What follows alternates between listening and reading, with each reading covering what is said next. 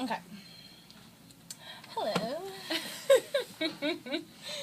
Could you describe one of your typical work days for me?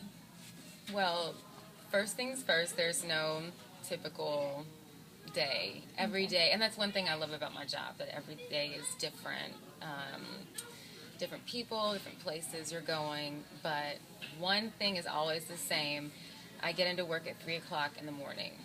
And so I wake up at 2, get to work at 3, and I immediately go to the executive producer and I ask her, what stories are working, the different stories we did yesterday, are we going to follow through with those? Is there something I need to, read up on, research on? And she tells me if there's something happening right then and there. We call that breaking news. Okay.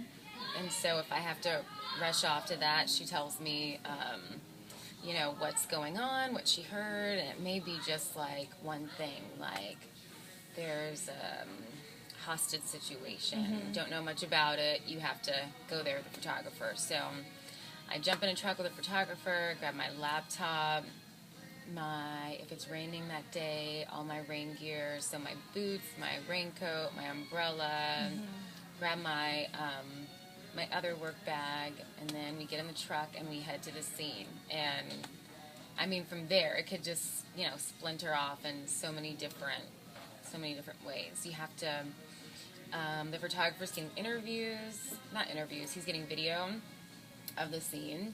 I'm talking to officers who were there, and witnesses, if there's anyone around. Then he has to set up the truck. So he puts the mast up, he runs cable, puts the camera out there. We get any interviews, on camera. You have to ingest the video.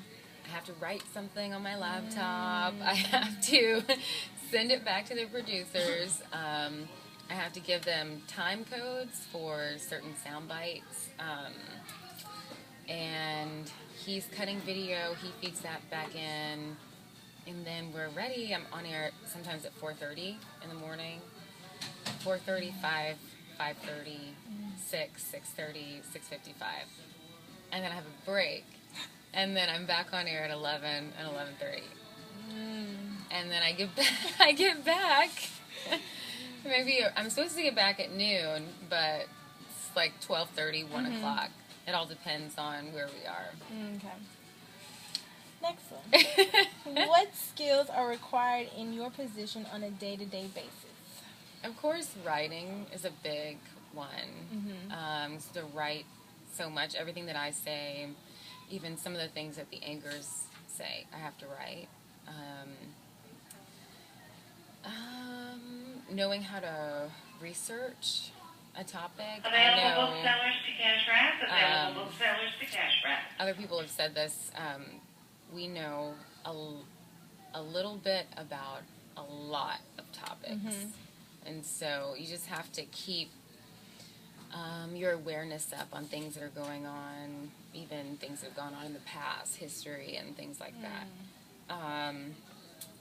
Let's see. But some things that they don't, and of course, you should know how to edit and shoot video and stuff like that.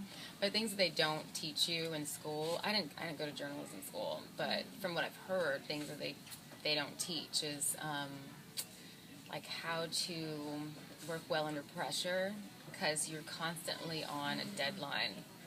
There's constantly a timeline. And that's the worst thing, is to miss slot, which means you don't get your stuff in on time and you can't go on air when you're supposed to. So you just have to, you learn how to work well under pressure, but that comes with experience. I also think, what's the word? Integrity. They don't teach that, but you really need that when you're in this field, because it's such a huge platform and you don't want to approach it being irresponsible with your words, because words are so powerful. There's some people who they have never been outside of their community, and so they're banking on the press to really give them a truthful, accurate account of what's going on. And so you really need that integrity, just from a personal standpoint, when you approach certain subject matters. Well, really all subject matters. Yeah. Okay. What parts of your job do you find most challenging?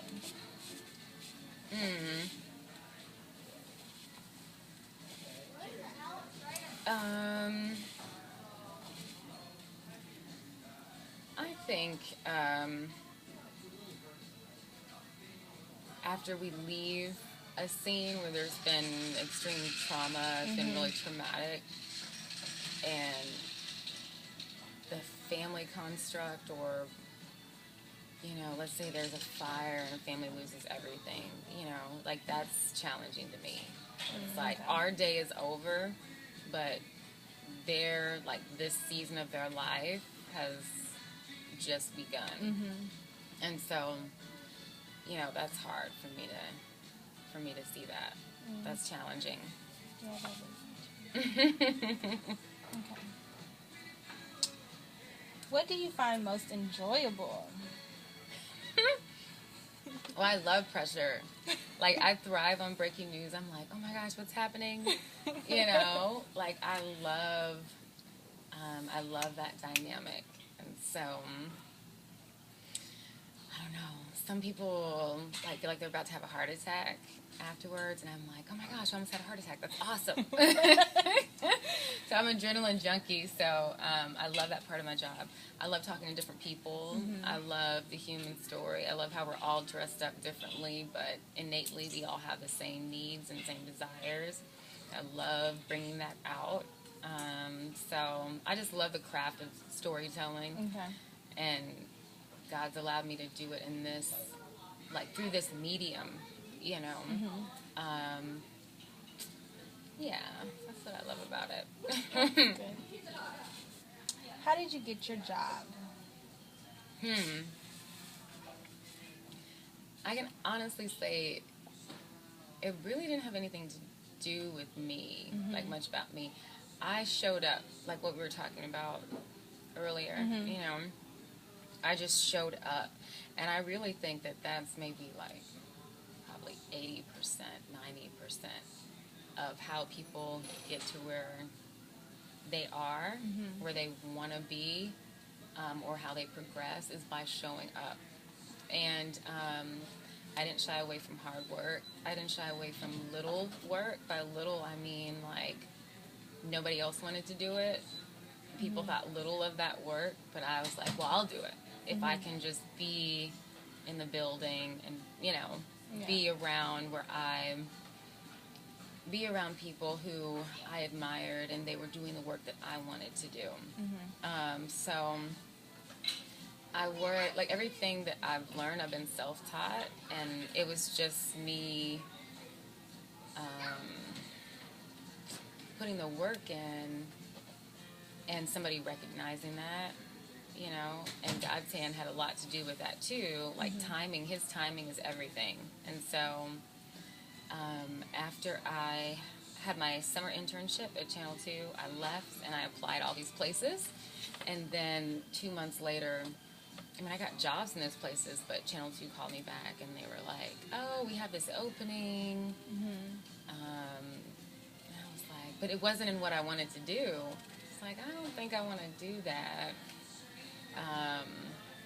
But I did it anyway, and just me being in the door, you know, I got to produce other work and show them, this is what I can do. And they started airing that, and then they just kept moving me up. Okay. If you would start all over again, would you change your career path in any way, and why? You're so funny. What do you mean start all over again? What are we talking about? If you could go in and not be, on the news, if you could go, say, for instance, be a doctor, a nurse. Well, I think that one of my gifts is giving. I have and it's giving and teaching. And so that's what I utilize my gifts every day. I would have loved to be a doctor. I would love to be a nurse because I like to see people become whole. I like to meet others, their needs.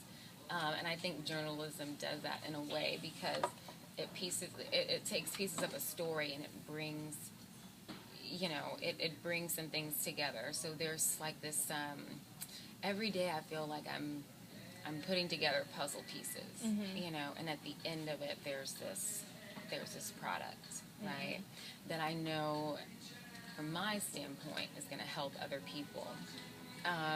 So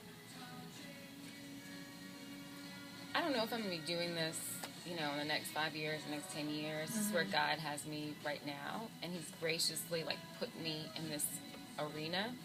Like I said, I didn't go to school for this.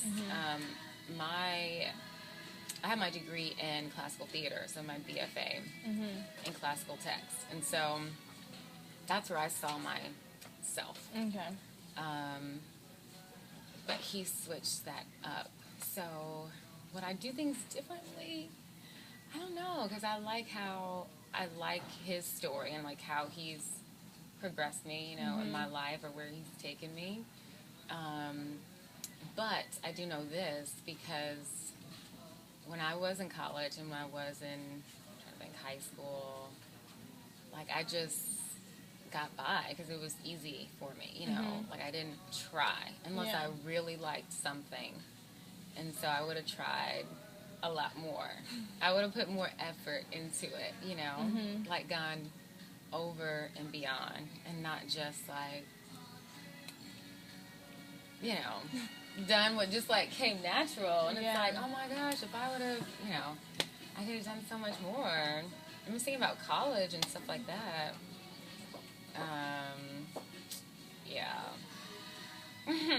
Because I was really just, really lackadaisical about a lot of stuff. If I didn't see how, you were talking earlier about communications and everything, if I didn't see how things were gonna, the dots were gonna connect, I'm like, what? I don't need that. Yeah. And I wish I wouldn't have done that. I wish I would have taken advantage of every opportunity that was brought my way. Because now I see how I took a lot of things for granted. And so I try, in where I am now, the season I'm in now, I try not to do that. Okay. How do most people enter in this profession? Well, they major in communications. So they go to school for mass communications, and then they do internships summer, winter, and then they apply. Usually they get, they start working in lower markets. So there's 208 markets out of, 208 markets in the United States. Markets are based on population size of the city, or not necessarily the city, how many people have access to this signal, to that television signal, if that makes sense. So out of 208 markets, Houston is number 10. Okay, so because we're, bigger. And Waco would be number 110 or something. I don't know. Something like that, Actually, Waco might be a little higher, but so they usually, after college, I think people usually get jobs in the lower markets, and then every maybe 6 months or a year or 2 years, they'll just keep moving up and up and up and up. So there's a lot of travel, instability, when you first start, from what I've been told. Okay. Are there any negatives to your job? I think that would be one. Okay. I've been fortunate to only be in Houston. Houston's my only television job, so I haven't moved around. Even though I've applied and looked other places, I still haven't just stayed here. But that's a drawback for people, because especially, I would say women and men, if you are in a relationship, or maybe going toward marriage, it would be hard, because you're in different cities and things of that nature. Even starting to grow some